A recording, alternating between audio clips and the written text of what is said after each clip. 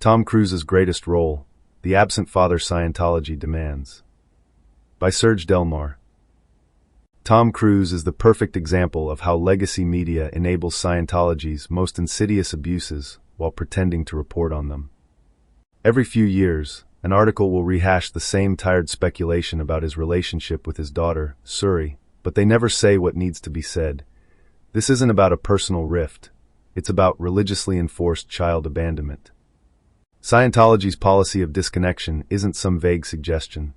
It's an ironclad mandate that demands absolute obedience. If a person is deemed a suppressive person, SP, as Suri's mother, Katie Holmes, was when she left, then anyone still in Scientology is expected to cut ties completely.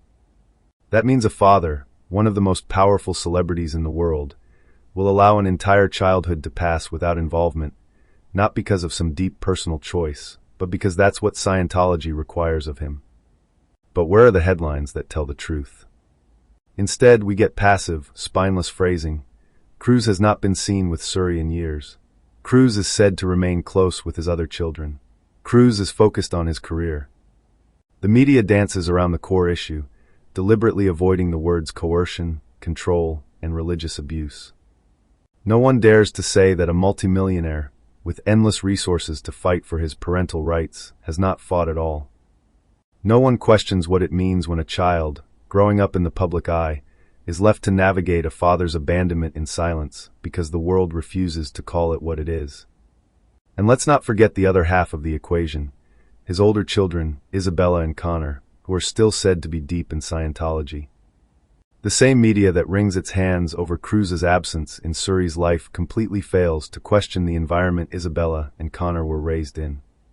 They never ask how their childhoods were shaped by Scientology's brutal control tactics, how early they were taught to submit to the same system that now keeps them obedient.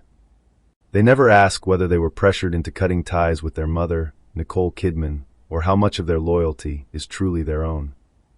Instead, they are reduced to footnotes, mentioning only that they remain in Scientology, as if that fact alone doesn't warrant serious scrutiny. Cruise is not a victim of circumstance. He is an enforcer of the system that demands total allegiance at the expense of human relationships.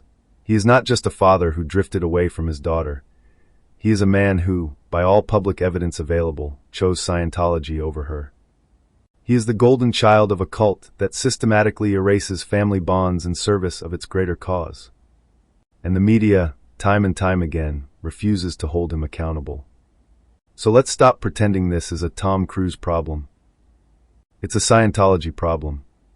It's a system that instructs parents to turn their backs on their own children if they step out of line.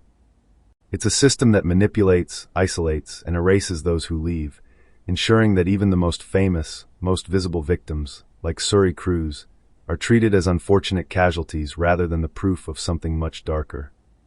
And until the media is willing to name the real issue, until they are willing to stop treating this as tabloid fodder and start calling it what it is, a human rights abuse, they are complicit.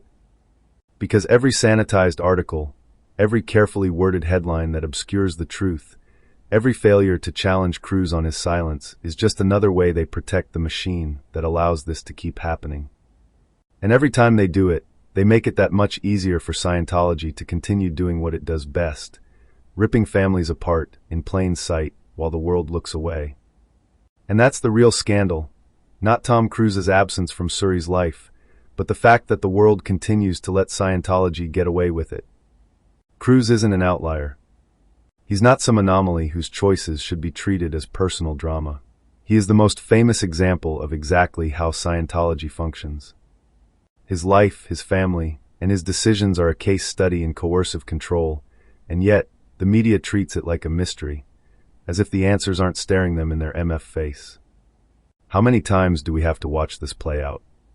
How many more children have to be cast aside for the sake of protecting Scientology's image? Cruise is a high-profile case, but what about the thousands of nameless children who have been disconnected from their parents, exiled from their families, and erased from their own histories? The ex-Scientology community is full of people who grew up just like Suri, Children who had to learn that a parent's love was conditional on their compliance with a system they never chose. But what makes Cruz's situation even worse is that he had a choice. Unlike the kids born into Scientology with no escape route, Cruz had the wealth, the influence, and the public platform to push back. He could have been the one to say, no, this is wrong. But he didn't. He stayed. He played the game. He chose to be the poster boy for a system that requires blind loyalty, no matter the cost to underage kids who cannot fend for themselves. And that cost is staggering. Let's talk about what disconnection really means. It's not just a policy, it's a weapon. It's psychological warfare, designed to break people down and force compliance. It tells members that if they leave, they will lose everything: parents, children, spouses, friends, everyone. It tells parents that if their child steps out of line, they must cut them off or risk being exiled themselves. It tells children that their only worth is in their adherence to the rules. And the worst part, it works. It works so well that a father like Tom Cruise, who could have access to his daughter at any time, chooses to stay away. And still, the media refuses to frame it this way. They refuse to say the obvious, that Cruz isn't just another distant celebrity father, but a full-fledged participant in a system built on coercion and control. They refuse to say that his behavior is not just a quirk of his personality, but a feature of Scientology's design. They refuse to hold him, and by extension, the entirety of Scientology, accountable for the destruction they leave in their wake. It's time to stop tiptoeing around the truth. Cruz is the best evidence we have that Scientology's policies don't just affect unknown families behind closed doors. They destroy lives in broad daylight, on the front pages of magazines, in the most public arenas. And the silence that surrounds it. That's the real complicity.